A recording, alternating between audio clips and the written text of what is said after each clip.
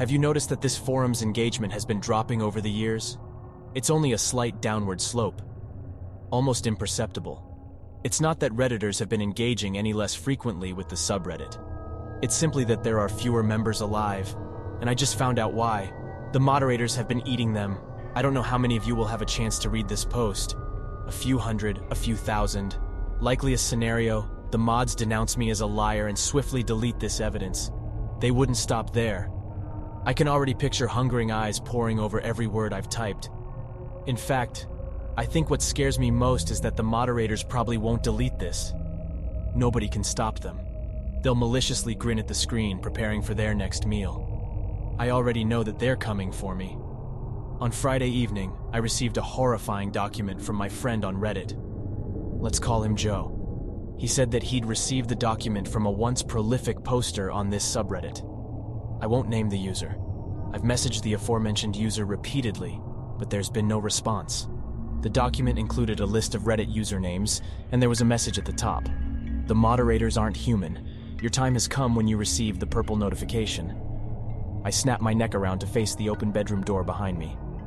I live alone, and my hauntingly hollow house often plays tricks on me, but I know what I saw. In the reflection of a pitch-black segment on my screen, I caught a ghastly glimpse of a twig-like man on the unlit landing. He had been standing in my doorway and watching me. His form flitted from view before I had the chance to look directly at him. Ping. On my desktop monitor, there was a new Reddit notification. The message came from the No Sleep moderators, but the username wasn't green. It was purple. As if that weren't horrifying enough, the message read, "No sleep fear tastes so sweet. Your haunted brain is what I'll eat." A melodic humming sound echoed around the vast nothingness of my grand, cavernous home, the twisted tune of whatever was watching me. Body twitching, I tried to suppress my fear and compose myself. I wanted to believe Joe had orchestrated the masterful prank, even though I knew he was far too serious a fellow for anything like that. I messaged him, seeking reassurance that nothing untoward had occurred. He replied, "Are you shitting me? Come over to my place." I just received the same message. I don't know whether we've been hacked by someone, but it's given me the heebie-jeebies. The last thing I wanted to do was venture to my friend's house at 1:45 midnight, but I was far too frightened to stay in my house of horrors. Besides, Joe only lived a few minutes away on foot. Not that a pitch-black walk really appealed to me either. Shadows danced along the walls of every alleyway I passed. Anyone else, in an ordinary circumstance, would have chalked that up to trickery of the light. But I know it was the same insidious, inhuman figure that I saw on the upstairs landing of my house. It was following me. I hurried to Joe's apartment building and frantically hammered the buzzer. He didn't respond. After ringing desperately for several minutes, somebody finally appeared in the lobby and opened the door for me. "Hi, Paul. Are you here to see Joe?" Mrs. Callender asked. I hurriedly nodded my head and slid past her, sprinting up the stairs to apartment 11.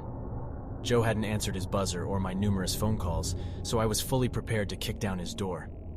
No need. It was ajar. Lightly pushing it open, I gazed into my friend's dark, eerily still flat. As I tiptoed inside, I breathlessly observed my surroundings. I didn't want to announce my presence. Joe wasn't a prankster, and if he were, he still wouldn't have done something so elaborate. I knew it wasn't a game. Then, I heard a looping hum, that same melodic medley from my house, a foreboding arpeggio.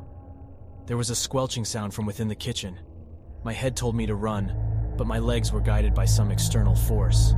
I was unable to resist the siren song. What I witnessed in that room fundamentally broke me as a person.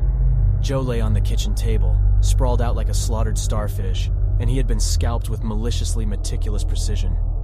Above him, a shapeless shadow munched merrily on the gray matter sitting in his fractured skull. The inhuman Reddit moderator was devouring his haunted brain, as it had promised. Horrifyingly, Joe was still alive, his teary eyes locked onto mine whilst his limbs were seizing. "Flesh in the grape tower," he stuttered, losing his brain function. "Yes, 11 times. The shadow had no discernible form, but I know its shadowy head turned to face me. It developed an opening that vaguely resembled a crooked smile. I wailed internally, too stunned to speak, and fled the kitchen. The thing pursued me. I didn't have to turn around to verify that. I bounded upstairs and barricaded myself in the upstairs bathroom. That's where I've been hiding for the past day. I can't stop thinking about Joe. I'm plagued by the horrific sight of him lying there, losing his brain piece by piece. How does it feel to lose one's brain so slowly? I don't want to imagine. Perhaps I'll die of thirst before the shadow breaks inside. I hope so. Just heed my warning and leave this subreddit before it's too late.